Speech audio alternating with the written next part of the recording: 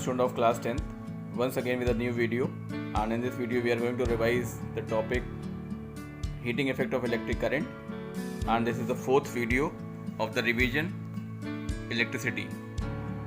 Now what is heating effect of electric current? When the current flows through a resistor, some of the electric energy delivered to the resistor is converted into heat energy and is dissipated. This heating effect of current is called Joule's heating effect. Means whenever the current flows through a resistor, the obstructions offered by the positive ion in the flow of current, the energy which is known as electrical energy is delivered to the resistor and it is converted into the different form of energy, and that energy is known as heat energy. And due to this, what we are using so many devices which is based on this heat. The study is called heating effect of current, and it is also called Joule's heating effect. Just as current produces thermal energy may also be suitably used to produce an electromotive force. This is known as thermoelectric effect. This is the additional topic I am discussing, a thermoelectric effect. This is not in your syllabus, but what is thermoelectric effect? Whenever the thermal energy is used to produce a electromotive force, this is called thermoelectric effect. Now what is Joule's law? If a current I flows through a conductor kept across a potential difference V for a time t, then work done or the electric potential energy spent is W is equal to VIT. That W is equal to VIT we had discussed in the previous video also, and it is in your NCERT book. What is the work done when the current flows for the time t between the two potential difference? How can you find the work done? That work done will be VIT. And in the absence of any other external effect, this energy is spent in heating the conductor, and the amount of heat produced is same as work done. Now the heat is VIT.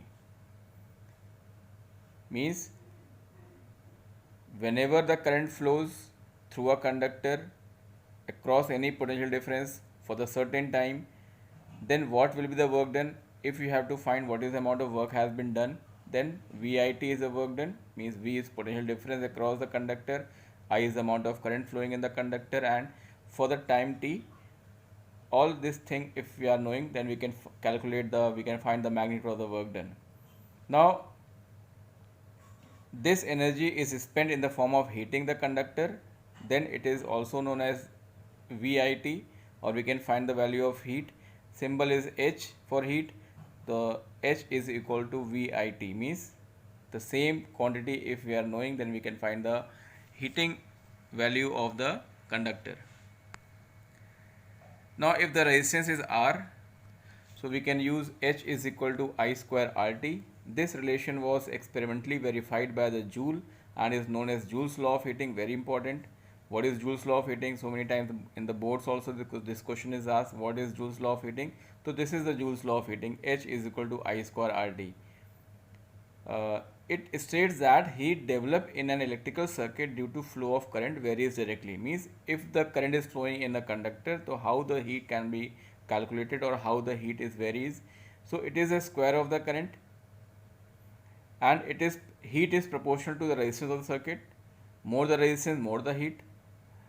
And the time of flow, means if in a conductor the current is flowing for a certain time, then what the amount of heat flow that we can find with the help of I square RT.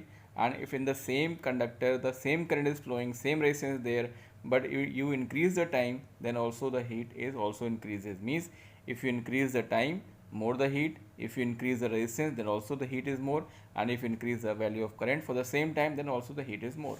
So this is the Joule's law of heating. H is equal to I square RT. If the question is there ki on what factors the heating in a conductor depends, so we can write the heating in a conductor depends on three factors: current flowing, resistance of the conductor, and for what time the current is flowing.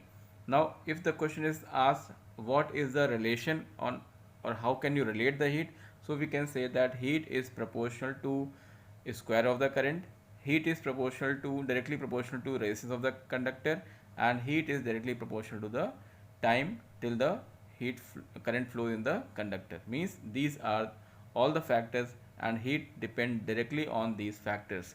This is the answer. Now if you see the example, find the heat energy produced in a resistance of 10 ohm when 5 ampere current flows through it for 5 minutes. Now what is given here in the question? Resistance is given of 10 ohm, current is given of 5 ampere, time is given of 5 minutes. So very first you have to convert minute into second. So we had multiplied 5 by 60. So 5 into 60 is 300 second. Now you put the relation H is equal to I square RT, put all the values here and you can find the amount of heat in the form of joule, that is 75,000 joule, or we can say 75 kilojoule. This is the question, this is the concept, that how can you use it to find the amount of heat in a certain time.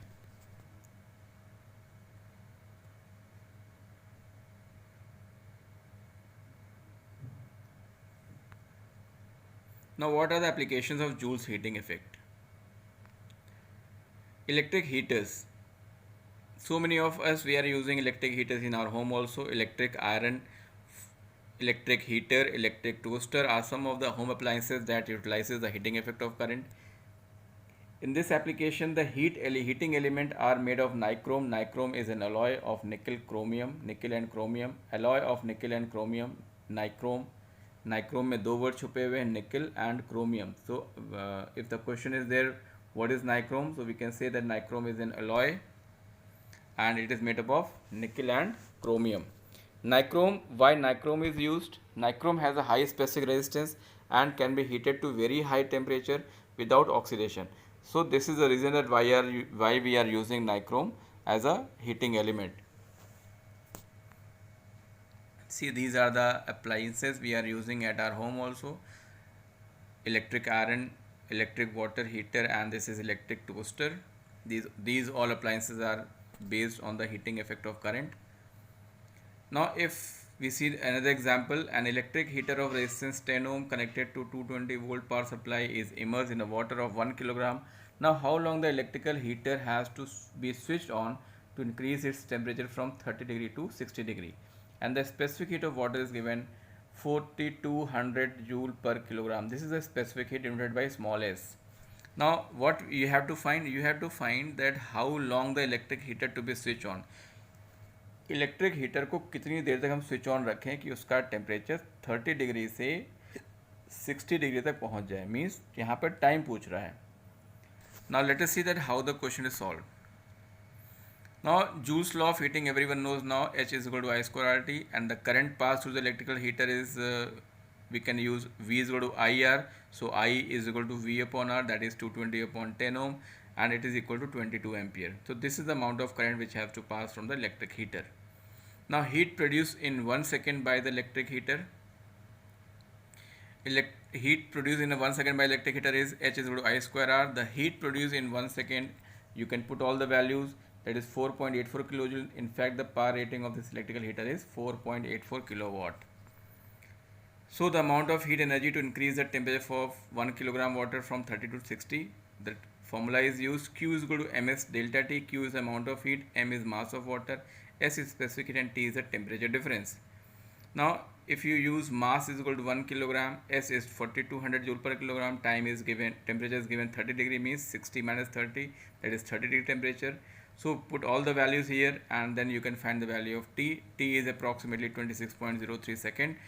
Up to till this second, if the heater is on, then the water can be raised from 30 to 60 degrees centigrade. This is how can we find the time. So in this video we are ending here. You had learned that what is Joule's law of heating, how can you find the different values from this relation, and what are the applications of heating effect. So today till here we are revise from the previous video, what the chapter video I had sent also. From your NCERT, from your reference, from everywhere you find this topic, whatever we discuss in this video. And if you have any problem, then you can call me on my personal number, or you can WhatsApp me, or you can send message on the group. Till then, thank you, have a nice day.